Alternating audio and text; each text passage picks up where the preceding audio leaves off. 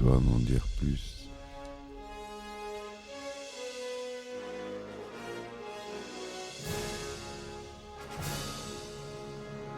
Eh ben attendez, on est en France. Allez, cul sec. Hop.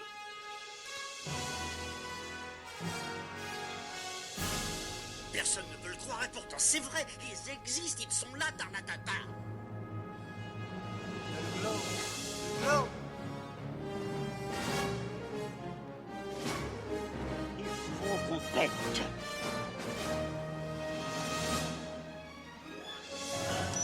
Voyons, circuit branché, correcteur temporel temporisé. Bonjour, bienvenue sur Histoire d'en dire plus. Aujourd'hui on continue avec Toy Story et la naissance de Pixar. Je ferai un épisode sur Pixar, mais aujourd'hui on se consacre à Toy Story surtout, mais qui fait partie de la naissance de Pixar, donc ce podcast rejoindra l'autre quelque part. Allez, c'est parti mon kiki.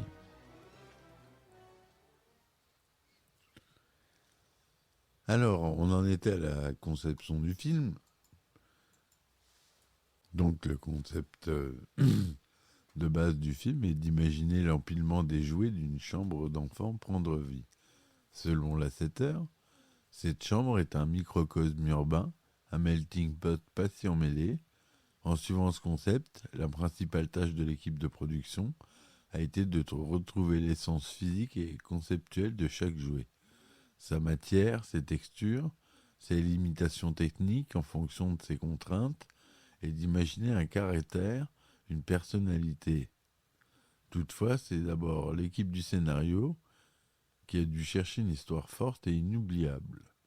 Un premier scénario arrive rapidement à l'été 91, mais Katzenberg le rejette, car les personnages voulaient la même chose pour les mêmes raisons.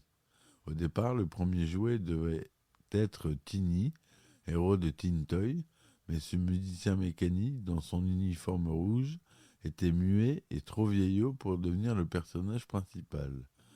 Une version intermédiaire, selon Stanton, était conçue comme la nouvelle de Rip Van Winkle.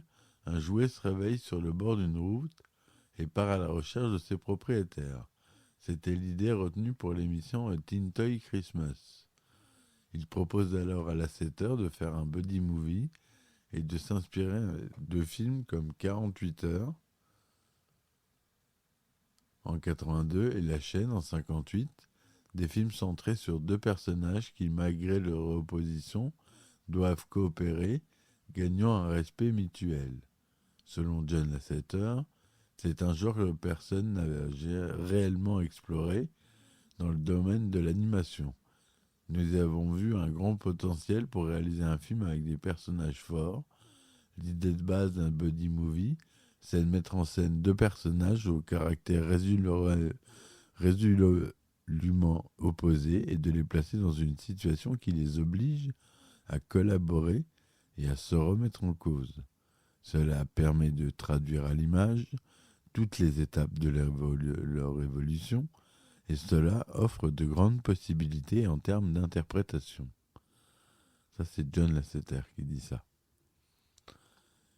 Une nouvelle version du scénario, écrite par Lasseter, Stanton et Docter, est présentée en septembre 91 avec Tiny et une marionnette de ventriloque du genre Charlie McCarthy et ayant appartenu au père d'Andy. Chez Charlie McCarthy, c'est un acteur américain connu comme ventriloque.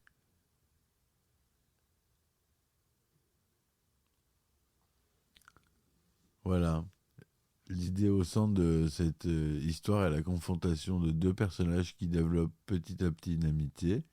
Cette relation entre un ancien et un nouveau jouet permet d'explorer des territoires complexes en émotions, la création des personnages principaux, la grosse faute, à savoir l'ancien et le nouveau jouet préféré d'Andy. Tiny est ensuite remplacé par une figurine militaire de type G.I. Joe. On a tous connu G.I. Joe. Jouet préféré de Lasseter. avant de se doter d'un thème spatial, d'après le jouet des années 60, Major Matt Mason. De plus, la société Hasbro a refusé l'usage de G.I. Joe, mais a autorisé celui de Monsieur Patate. Selon le magazine You, le refus était motivé par la mauvaise image donnée par un personnage G.I. Joe attaché à un pétard M80, même renommé Combat Carl. Tiny est alors rebaptisé Lunar Larry, puis Tempus From Morph. Les personnages devant s'opposer mais partager des traits communs. Afin d'avoir un meilleur scénario autour de l'astronaute, l'ancien jouet est alors devenu un cow-boy. Les deux genres cherchant à conquérir une frontière. Il est baptisé Woody d'après l'acteur afro-américain Woody Strode, mais reste une marionnette de ventriloque. Les deux personnages Woody et Tempus sont présentés en juin 1992 à Disney dans un test de 30 secondes, mais comme Disney souhaite que le film vise à la fois un public jeune et un public adulte, la compagnie demande à revoir les personnalités de Woody et Tempus, que des références pour adultes soient ajoutées. Un des problèmes de Woody est que les marionnettes de ventriloque ont récemment été associées au film d'horreur. Lasseter se base alors sur une poupée de Casper le gentil fantôme, munie d'une ficelle pour la voix, pour transformer Woody, réduisant en plus sa taille, très proche de celle de Tempus, et permettant un meilleur antagonisme. Woody a conservé une trace de poupée dans Ventriloque avec sa corde parlante. Le reste de la personnalité de Woody a été développé sur l'acteur choisi pour lui prêter sa voix, qui est Tim Allen. L'ajout de ce personnage spatial, brièvement nommé Buzz the Spaceman, modifie le scénario. Finalement, le personnage spatial est appelé Buzz Lightyear, Buzz l'éclair, en référence à l'astronaute Buzz Aldrin. Dans les premiers scénarios, le lieu de détente de la famille est une combinaison entre une pizzeria et un golf miniature, avec des scènes comiques autour des éléments du golf. Joss Whedon vient aider à l'écriture du scénario durant quelques mois, avant qu'il soit connu comme le créateur de la série Buffy contre les vampires, débutée en 1997. Whedon avait proposé de faire Barbie, un personnage qui sauverait Woody et Buzz à la fin du film, dans une tenue commando à l'image de Sarah Connor dans Terminator 2, Le Jugement Dernier, élément qu'il avait déjà imaginé en 1992 pour le film Buffy la tueuse de vampires. L'idée fut abandonnée après le refus de Mattel, propriétaire de la licence Barbie. Le producteur Ralph Guggenheim a déclaré que Mattel n'avait pas accepté l'utilisation de Barbie dans le film, car Mattel pense que les filles qui jouent avec des poupées Barbie projettent leur personnalité sur la poupée. Si vous donnez à la poupée une voix et que vous l'animez, vous lui donnez une personnalité qui ne correspond pas à l'idéal de chaque petite fille. Les poupées Barbie apparaîtront cependant dans les suites du film Toy Story 2 et Toy Story 3. Et oui, finalement, ils ont craqué. Ils ne croyaient pas en fait au film. Et dès le 2, le 3 et le 4, ils apparaissent dans le 4 aussi, il y a Barbie, qui joue d'ailleurs des rôles à chaque fois assez importants. Disney a officiellement donné son feu vert pour le film le 19 janvier 1993, date à laquelle le casting des voix a pu commencer. Lasseter a toujours voulu que Tom Hanks soit la voix originale de Woody, affirmant que Hanks a les capacités de prendre des sentiments et de les rendre émouvants, même si le personnage comme celui de Une équipe hors du commun en 92 est pauvre et méprisable. De rapides séances de tests utilisant la voix de Hanks dans Turner et Hooch en 89 ont convaincu ce dernier de signer pour le film. Billy Crystal a été approché pour la voix de Buzz, mais a refusé le rôle, ce qu'il a ensuite regretté, bien qu'il ait quelques années plus tard joué la voix originale de Bob Razowski dans un autre succès de Pixar, Monstre & Co. Katzenberg propose alors le rôle à Tim Allen, je me suis trompé tout à l'heure. Woody, c'est pas Tim Allen, c'est Tom Hanks. C'est Buzz l'éclair qui est joué par Tim Allen. Déjà apparu dans la série télévisée Papa Bricole, et celui-ci accepte, après une session de test faite à Détroit. Toy Story est le premier film et le premier rôle dans un film d'animation à la fois pour Hanks et pour Allen. Ben oui, on était tôt, parce que Hanks, après, il a fait le Pôle Express. C'est pas sa seule incursion dans l'animation. Entre le début de la production en 1994, l'équipe de 24 personnes a grossi pour atteindre 110 personnes. En comparaison, le Roi Lion, sorti en 1994, avait un budget de 45 millions de dollars et une équipe de 800 personnes. David Price détaille ainsi l'équipe. 27 animateurs, 22 directeurs techniques, 61 artistes et ingénieurs, et de nombreux autres artistes étaient en réalité employés par une société commune à Disney et Pixar, nommée High-Tech Toons. Durant la production, l'équipe de Pixar a fait le choix de ne pas reproduire la réalité en cherchant à en faire une réplique exacte, mais de créer un monde hyper réel. Lasseter dit à propos du défi que représentait l'animation par l'ordinateur: chaque feuille et chaque brin d'herbe ont dû être créés. Ce principe est compréhensible avec l'exemple des soldats en plastique. Bien qu'ils ne bougent ni comme de vrais soldats ni comme des jouets en plastique qu'un enfant manipule, ils agissent comme des soldats en plastique vivants. Lui et son équipe avaient pour souci majeur de rendre les jouets authentiques et vivants. La qualité du jeu des personnages de Toy Story parvient à vous faire croire que les jouets sont vivants. Après avoir vu le film, vous ne regarderez plus jamais vos jouets ou ceux de vos enfants comme avant. Finalement, Toy Story n'est peut-être pas une histoire imaginaire. Ralph Guggenheim, producteur du film. L'organisation de l'équipe était comme une chaîne de montage similaire à celle en vigueur chez Disney. Le département artistique conçoit les personnages, les décors et tous les objets. La création du film a commencé grâce à des storyboards animés qui aidaient les 27 animateurs travaillant sur le film à concevoir les personnages. L'animation par ordinateur de chaque personnage est passée par une première étape où chaque personnage a soit été créé en pâte à modeler, soit été modélisé sur un schéma dessiné à l'ordinateur. Le service de la conception graphique, dirigé par Ralph Eggleston et comprenant Bol Polly, Billy Cohn, Tia Crater et Robin Cooper, ont eu la charge du niveau de détail des scènes, de la lumière d'ambiance générale au plus petit détail des accessoires. Des détails à peine visibles comme les rayures sur les plinthes ou un réveil déréglé et clignotant dans la chambre d'Andy ont été ajoutés pour donner l'impression d'un monde réel.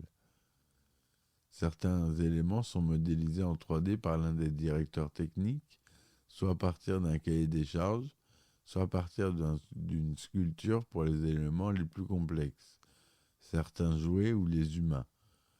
Les modèles 3D sont agrémentés de contrôles ou variables d'animation afin de définir leurs mouvements et les conséquences d'un mouvement sur leur forme. Woody a été modélisé par Bill Reeves et Buzz l'éclair par Eben Otsby, les stars de la modélisation. Les cadreurs ont été aussi chargés de redimensionner les éléments créés par les artistes pour créer plusieurs versions d'un même modèle, comme le bureau d'Andy dont les détails du bois apparaissent quand Woody monte dessus. Ensuite, le département artistique définit une scène avec sa palette de couleurs et son éclairage, et le département du cadrage positionne les modèles dans la scène et les mouvements de caméra. Il n'a pas il n'a fallu pas moins de 9 sources différentes de lumière pour Woody lorsqu'il regarde par la fenêtre Buzz qui vient de tomber à l'heure, en raison de l'heure, celle du coucher de soleil. Alors ça, pour rentrer dans le détail, c'est plus vrai du tout. Dans Toy Story 4, il n'y aurait plus 9 lumières, puisque en fait, ils étaient obligés de simuler comme dans un petit peu comme dans le vrai cinéma. Pour reproduire une scène extérieure, il fallait beaucoup d'éclairage. Et les techniques de maintenant, comme dans The Mandalorian, il n'y a plus besoin d'éclairage, c'est éclairé directement. Et ben là, c'est pareil, c'était éclairé directement par le décor et ce qu'on appelle la radiosité ou le path tracing, des techniques de rendu 3D qui permettent à la lumière de rebondir et d'avoir un rendu hyper réaliste qu'on n'avait pas dans Toy Story 1. Si vous regardez Toy Story 1 et Toy Story 4, vous allez voir l'énorme différence. Si vous regardez les petits détails, il y en a énormément plus sur Toy Story 4 que sur Toy Story 1. Et c'est normal parce qu'il y a quasiment 20 ans d'écart, ou peut-être 30 ans, je ne sais plus quelle année est sorti. Le 4 est sorti en 2019. Enfin bref, ça fait beaucoup. Et donc c'était important pour eux d'avoir ce souci du détail qui a été amélioré avec le temps. Je continue. À plusieurs reprises, le film use de miroirs, de reflets et autres surfaces réfléchissantes, casque de Buzz, rétroviseur, etc. Ce rendu a été obtenu grâce à la création d'un environnement mappé dans un cube. Les images et éléments de la scène sont projetés sur les faces intérieures d'un cube qui entoure les personnages. Le miroir ne fait alors que réfléchir une des faces du cube sans être obligé de recréer les éléments. La scène finale, une course-poursuite pour rejoindre la famille d'Andy, a nécessité la création d'un décor très important. Pour simplifier leurs tâches, l'équipe a créé un jeu de modèles réutilisables constitué de 14 maisons et 15 terrains, paramétrables en couleurs, implantations et décors de jardin, pour un total de 125 déclinaisons. La scène de rue à la fin, ou dans la poursuite avec le camion de déménagement. Je vous rappelle pour ceux qui ont écouté la première partie. Donc on arrive vraiment là dans l'image de synthèse. Le département d'animation 3D applique alors les principes de base de l'animation pour donner vie au personnage. Une fois que les animateurs avaient le modèle d'un personnage, les articulations et les mouvements ont été codés, donc les bones, permettant à chaque personnage de se déplacer de diverses manières, de parler, marcher ou sauter. Chaque articulation ou bounce avait le code qui lui est associé et nommé AVAR, animation variable. Une fois le personnage et ses avars créés, AVAR ou on dit morph maintenant, pour ceux qui connaissent bien la 3D. Des morph targets. Les animateurs ont souvent la charge de chercher à briser le personnage, pousser les avars à l'extrême pour détecter les éventuels bugs. Chez Pixar, à l'inverse des habitudes de Disney, un animateur gère une scène en entier et non un personnage durant tout le film. Toutefois, il y a quelques exceptions. Pour la scène dans la station-service, Woody a été animé par Mark Offendal et Buzz par Guillaume Leroy. L'animateur définit des points clés de l'animation, la machine générant les étapes intermédiaires. C'est loin d'être aussi simple que ça, mais ça résume à peu près. Je ferai des épisodes sur la 3D pure. De tous les personnages, Woody a été le plus complexe puisqu'il a nécessité la création de 723 mouvements possibles, dont 212 pour le visage et 58 pour la bouche. Lasseter a fait le choix de ne pas générer de mouvements de lèvres pour synchroniser les voix des acteurs avec les personnages. Les animateurs ont passé une semaine par trame de 8 secondes à repasser en détail sur la bouche des personnages et sur leurs expressions. Après cela, les animateurs ont compilé les scènes et développé un nouveau storyboard avec les personnages animés par ordinateur. Les animateurs ont ensuite ajouté les ombres, les éclairages, les effets visuels et enfin, grâce à plus de 300 processeurs informatiques, pour l'époque c'était beaucoup, pour maintenant ça fait rien du tout. Il faut voir les render farms qu'ils ont chez Pixar. C'est des dizaines de milliers de processeurs. On donnait à un film son apparence finale. L'équipe responsable des textures, dirigée par Tom Porter, a utilisé l'outil de texturage de RenderMan. RenderMan, le meilleur rendu et le plus utilisé. Tous les nouveaux Star Wars, les Marvel, les gros effets spéciaux sont rendus avec RenderMan. Le RenderMan Shading Language, je ferai un épisode sur RenderMan. L'équipe responsable des éclairages, la plus importante en nombre, est dirigée par Gary Schuchman et Sharon Callahan. Elle a eu à disposition de nombreuses possibilités techniques allant des éclairages standards, vie courante, professionnels, cinéma, mais aussi des lumières sans ombre, d'autres n'éclairant qu'un seul objet ou encore des projecteurs d'ombre. Afin de réaliser le rendu de Toy Story, Pixar a utilisé une ferme de serveurs, ce qu'on appelle une render farm. Elle était composée d'un Spark Server 1000, donc ça c'était le serveur, équipé de 8 processeurs, de 117 stations de travail Spark Station, 20 de chez Sun, 80 biprocesseurs et 30 quadriprocesseurs. Ces machines tournaient avec le système d'exploitation Solaris, initialement produit avec des processeurs Spark. Ils ont dû être mis à jour avec des clones RISC HyperSpark cadencés à 100 MHz ou 125 MHz. Le regroupement en ferme a permis de traiter les 114 000 trames du film de 77 minutes en 800 000 heures machine au total. Chaque image prenait de 45 minutes à 24 heures en temps de traitement selon sa complexité et occupait 300 mégas de données. C'est rien maintenant. L'équivalent d'un gros disque dur de PC à l'époque. Et oui, on est en 92, c'est ça qui est dingue. Maintenant, ça représente rien. C'est une image RAW d'un gros appareil photo. Et la rediffusion, quand je vais vous l'annoncer, vous allez vous marrer.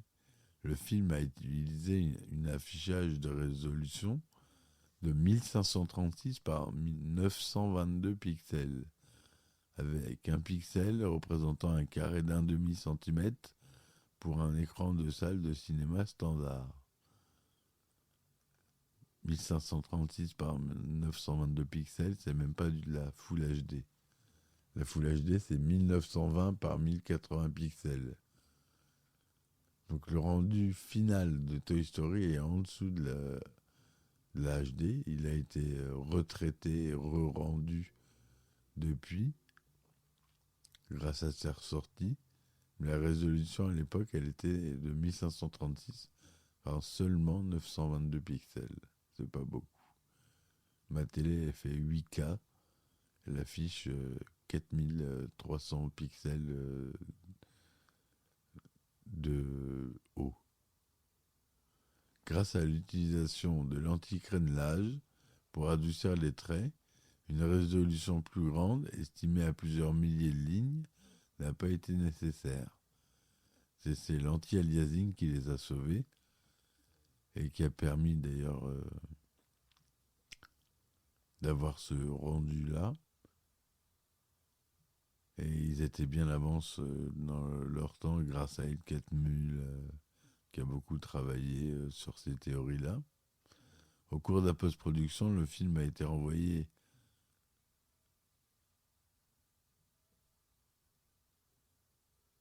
à Skywalker Sound, excusez-moi, où les effets sonores ont été mélangés avec le thème musical. Une séance de test en public a été réalisée à San Rafael en 1993.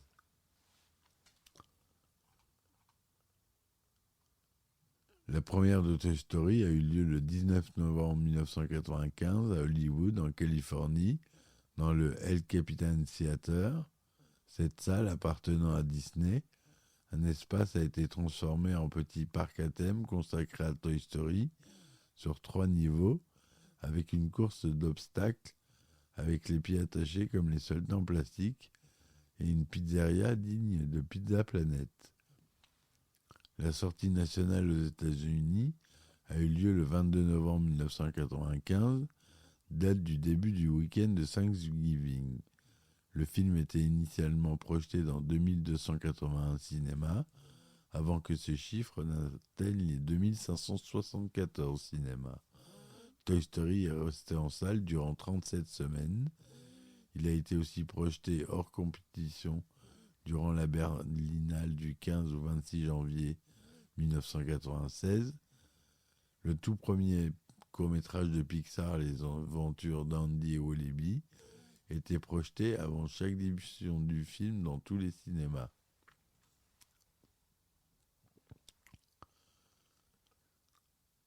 Il y a eu des sorties pour chaque pays du monde, donc on va dire les États-Unis, 22 novembre 1995, sortie nationale. France, 27 mars 1996.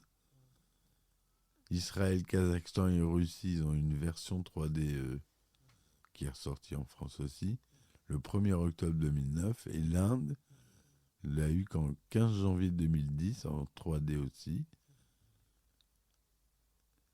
Donc ils l'ont découvert assez tard.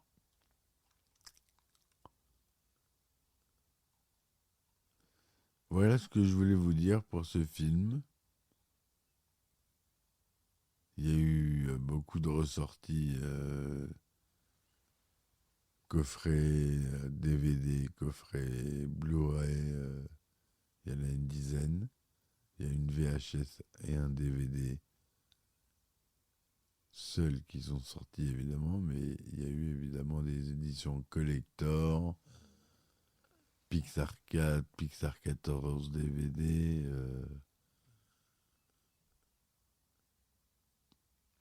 donc voilà, il a eu un Oscar spécial en 1996 pour John Lasseter pour sa direction inspirée de l'équipe de Pixar Toy Story, ayant conduit à la réalisation du premier long-métrage d'animation en images de synthèse. Et oui, Annie Award 96, meilleur film d'animation, meilleure animation, meilleur réal, meilleure musique, meilleure prod, meilleure direction artistique, meilleur scénario, meilleure réussite technique.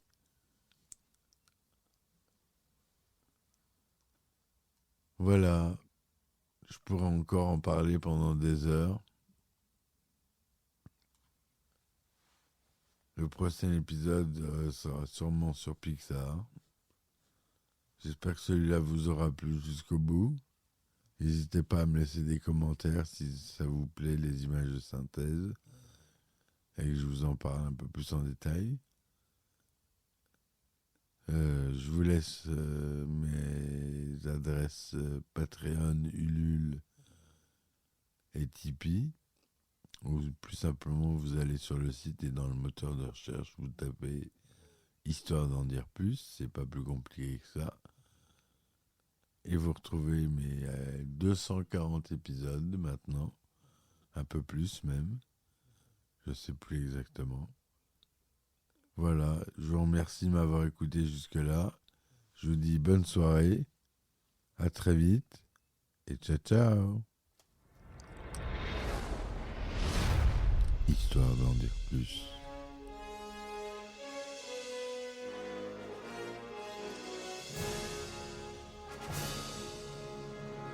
Eh ben attendez, on est en France. Allez, cul sec. Hop.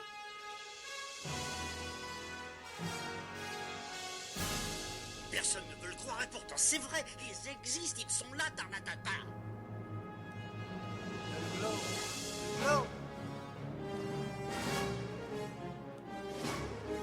Il faut qu'on pète.